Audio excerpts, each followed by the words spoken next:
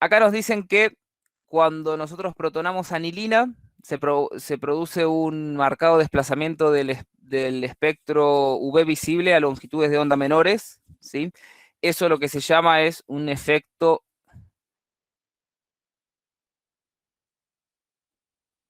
batocrómico, ¿sí? El desplazamiento del espectro UV visible a longitudes de onda menores se llama efecto batocrómico, ¿sí? O desplazamiento hacia el rojo, ¿sí? Mientras que cuando protonamos piridina, esa protonación casi no tiene efecto en el espectro UV visible, ¿sí? Bueno, antes de meternos específicamente en analizar este problema, veamos algunas generalidades de cómo la configuración electrónica o en realidad la conjugación de los sistemas pi, qué efecto tiene sobre los espectros UV visibles.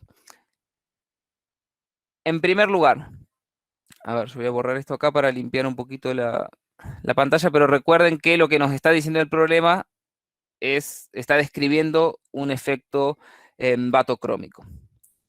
Fíjense, tenemos en primer lugar una molécula de eteno. Ustedes saben que los espectros UV visibles se producen o se obtienen en realidad cuando una molécula absorbe un fotón de luz que promueve ese fotón de luz un electrón desde el orbital ocupado de máxima energía al orbital no ocupado de menor energía, ¿sí? Cuando nosotros irradiamos una muestra de esta molécula con radiación que tiene exactamente esta diferencia en energía, hay una probabilidad de que se produzca la absorción de ese fotón y un electrón de este orbital pase a este orbital, ¿sí? Y obtendríamos la especie eteno excitada, ¿sí? Bien, yo lo que les propongo acá es que se fijen cómo va variando esta diferencia de energía. Fíjense que esta diferencia de energía acá, que vamos a llamar delta E1, es más grande que esta diferencia de energía, que a su vez es más grande que esta diferencia de energía. ¿A qué se debe esto?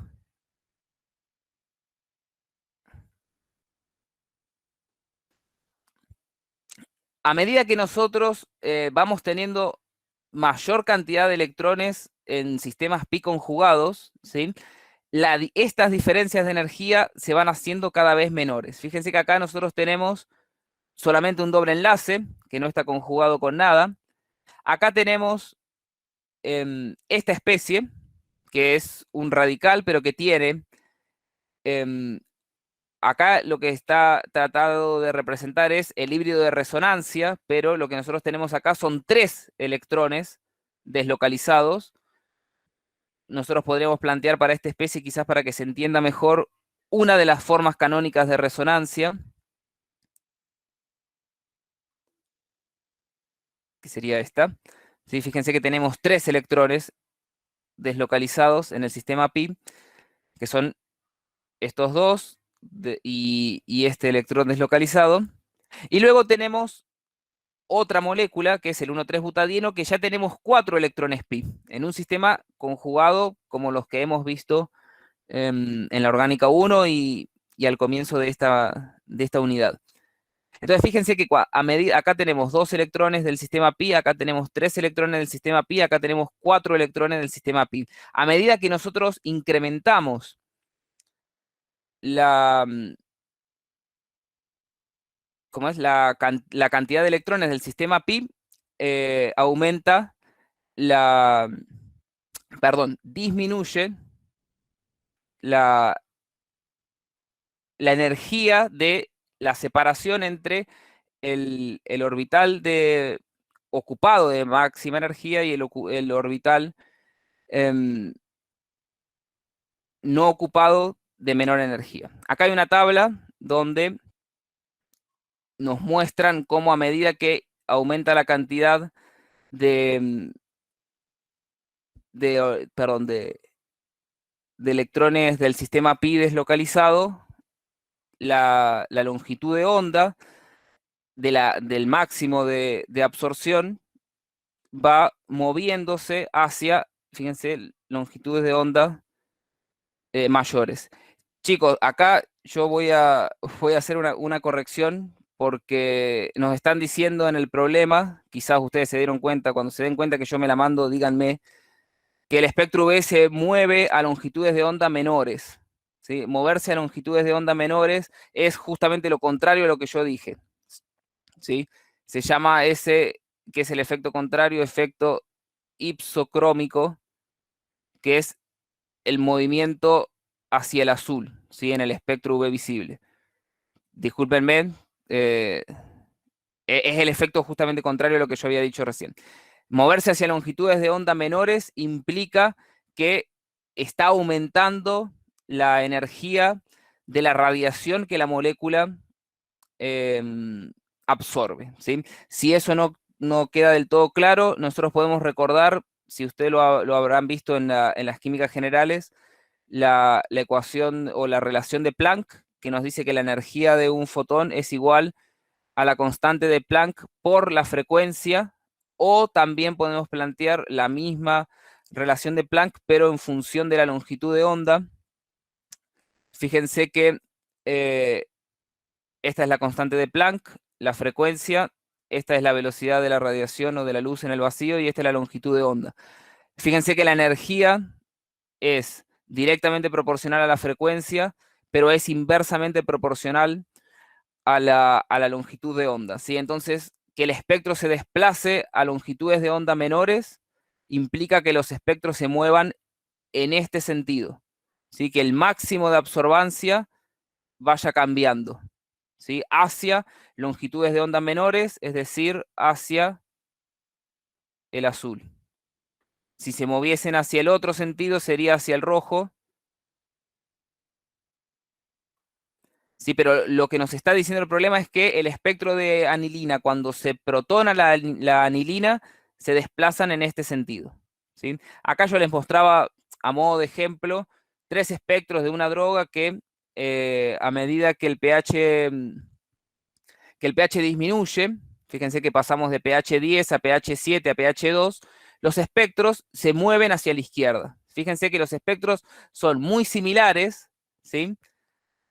Fíjense que no cambia mucho la absorción, fíjense que más o menos tienen la misma absorbancia, pero el máximo, la posición en este caso este espectro tiene dos máximos, ¿sí? Pero consideremos una sola de las bandas, fíjense que el máximo a pH 10 se encuentra a 325 nanómetros aproximadamente, a pH 7 será 325 aproximadamente, a pH 2 ya cae apenas abajo de 300, ¿sí?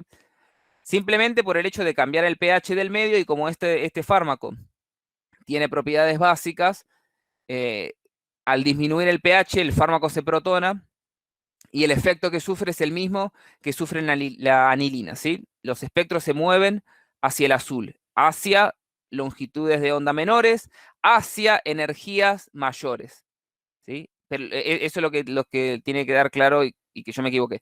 Hacia energías mayores. Menores longitudes de onda, energías mayores, ¿sí?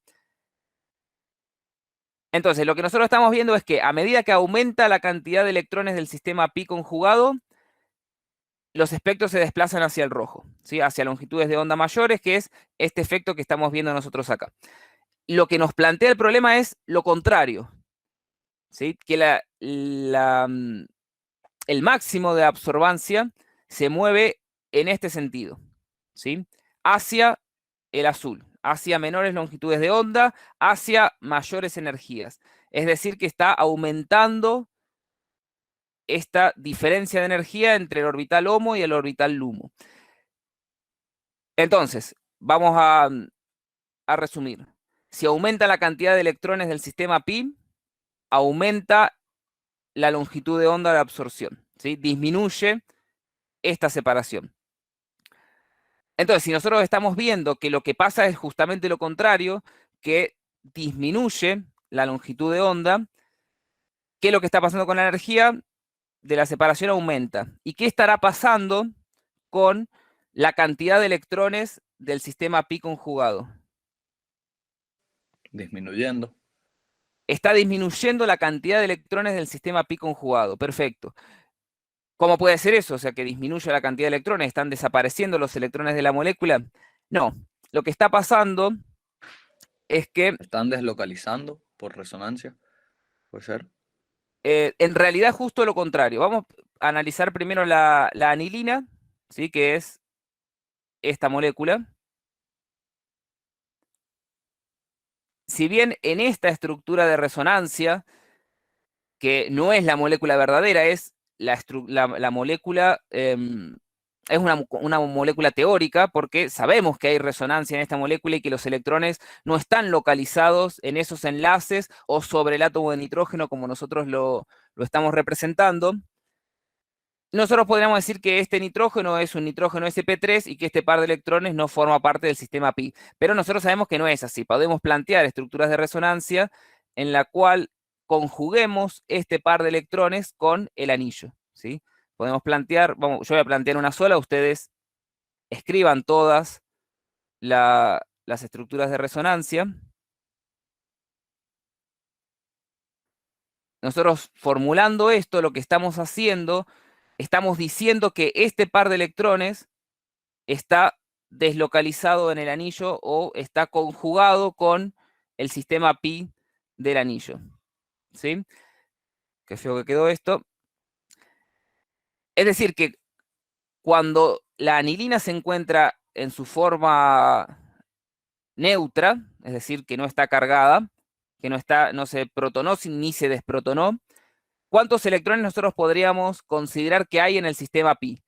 Hay 4 pares de electrones, los 3 pares del anillo más el par libre que en esta estructura de resonancia, en esta forma canónica, nosotros los localizamos sobre el nitrógeno, pero tengamos en cuenta que en realidad ese par de electrones tiene una cierta conjugación con el anillo.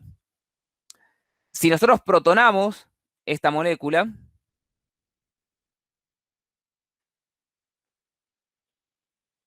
¿dónde se protona la molécula? ¿En el anillo o en el grupo amino? ¿Qué les parece a ustedes? En el grupo amino. En el grupo amino, ¿sí? Y vamos a tener el catión anilinio. Bien, ahora el nitrógeno ya no tiene más un par de electrones libres porque este par de electrones es el que se utilizó para construir un enlace covalente con el protón. Podría ser con este protón, ¿sí? Este par de electrones vamos a considerar que es este, ya no está más deslocalizado en el anillo. Entonces, la cantidad de electrones pi que nosotros tenemos ahora, o la cantidad de electrones deslocalizados en la molécula, disminuyó. Pasó de 4 pares a 3 pares. Esto es lo que se ve acá en este esquema. Fíjense, tenemos acá la diferencia de energía en la molécula de anilina entre el HOMO y, perdón, acá, entre el HOMO y el LUMO. ¿Sí? Esto es lo que estábamos analizando nosotros en el otro esquema. Fíjense si alguien tiene a mano un celular, una calculadora, de calcular esta diferencia de energía que está en electrón volts, ¿sí? Pero las unidades en este caso no importan. Calculen esta diferencia de energía o este gap entre el orbital pi de máxima energía que está ocupado y el orbital pi de mínima energía que está desocupado. Si alguien me puede hacer esta cuenta, hay que hacer menos 0,3 menos 4,6.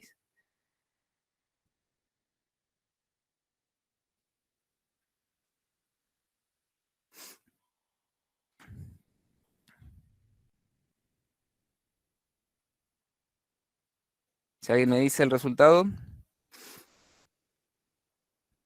4,3. bien, a ver. Un segundo. Esperen que se me cayó el lápiz.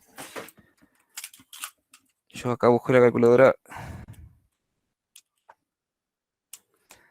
Da esto menos 4,9. Me da a mí. Porque como son los... A ver. Ah, no. Está bien. 4,3. Porque es menos 4,6. 4,3 electron volts. Bueno, y ahora fíjense que es la diferencia de energía que hay entre estos dos orbitales cuando tenemos solamente el anillo de benceno y el grupo amino no se encuentra conjugado con el anillo de benceno. Fíjense que la diferencia de energía es esta. ¿Sí? Tendríamos que hacer menos 1,2 menos 6,2. A ver, eso me da a mí 5. ¿Está bien? Sí. Y ustedes corríjanme si hice mal la cuenta, pero me parece que da 5. Bien, en electron volts las diferencias de energía son menos apreciables, pero fíjense que esta diferencia, este gap entre el HOMO y el LUMO, aumenta cuando el grupo amino no está conjugado con el anillo de benceno.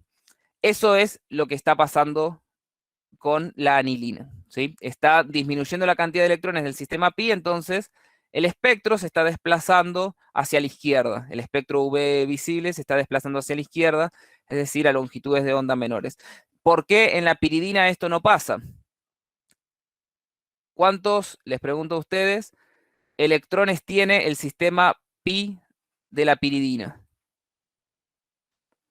6. 6, 3 pares de electrones. ¿Sí? Si nosotros protonamos la piridina, obtenemos el ácido conjugado de la piridina, que es el catión piridinio. ¿Cuántos electrones tiene el sistema pi del catión piridinio? 6. Sigue con los 3 6, pares. 3 pares. Fíjense que como este par de electrones no está conjugado con el anillo, la protonación no afecta mucho eh, al espectro UV visible. Obviamente que modificaciones se van a producir en el espectro, modificaciones mínimas, porque la presencia de esta carga positiva sobre el nitrógeno modifica el desplazamiento de la densidad electrónica en la molécula, ¿sí? El nitrógeno se hace un sumidero de electrones más eficiente cuando está protonado que cuando no está protonado. Sin embargo, los efectos son mucho menos notables que cuando se produce la protonación de la piridina de la anilina, perdón, para dar su ácido conjugado. Pero bueno, la idea de este problema, si bien no es meternos mucho en la especificidad de la técnica de UV visible, de las bases cuánticas, digamos, de la técnica, la idea es que tengamos presente que si bien en las estructuras de resonancia a veces nosotros representamos la molécula como una sola de sus formas canónicas de resonancia, tengamos en cuenta que las moléculas, cuando tienen electrones libres localizados sobre un átomo, esos electrones pueden estar deslocalizados en el anillo, ¿sí? Es para que tengan en cuenta eso. Bien, ¿quedó claro? Lo enredé mucho. Eso ahí para sumar solo una pregunta, Eduardo, Sí, sí. de por qué piensan que no se pierde el sistema aromático ahí en piridina. ¿Dónde están los electrones esos? Bien, sí, sí. ¿En qué orbital?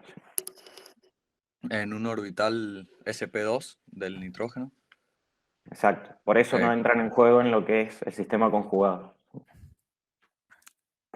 Sí, sí, la acotación de José es importante. Estos electrones, si bien yo lo dije rápidamente, es cierto, están en un orbital sp2, es un orbital híbrido del nitrógeno que es plano perdón, que es paralelo al plano del anillo y no es perpendicular como los orbitales p del nitrógeno y de los otros 5 átomos de carbono donde se encuentran los electrones deslocalizados, ¿sí? Por eso no forman parte de la deslocalización.